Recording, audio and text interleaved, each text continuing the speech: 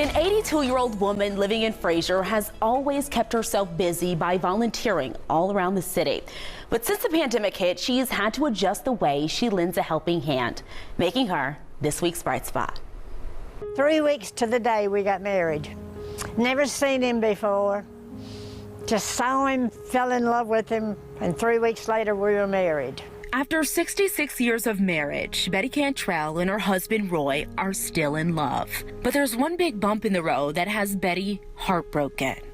It hurts. I want the same young boy I married, you know. You just don't expect something like this to happen to you when you're so lively. He is homebound, battling a few health issues, including cancer, and Betty takes care of him.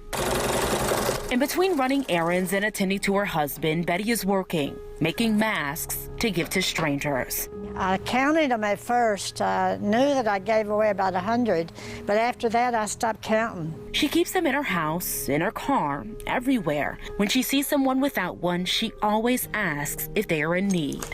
They aren't always perfectly cut. See, I didn't even get that cut straight. But they are perfectly crafted with love.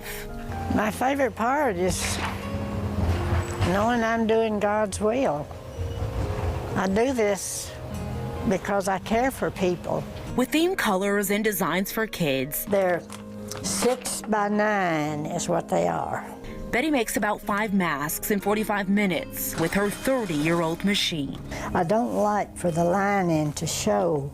It is not just masks. Next to her fabric, she has handmade stuffed animals ready to give to kids in hospitals.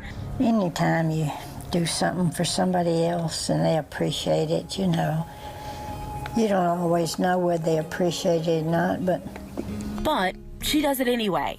After sending them place to place, she says she hasn't received many thank you cards in response. But at the end of the day, she doesn't do it for recognition. She does it because she believes it's what God has called her to do.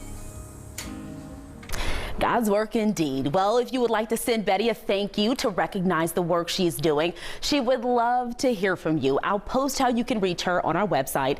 In the meantime, if you know someone or something you would like me to feature on Bright Spot, just let me know.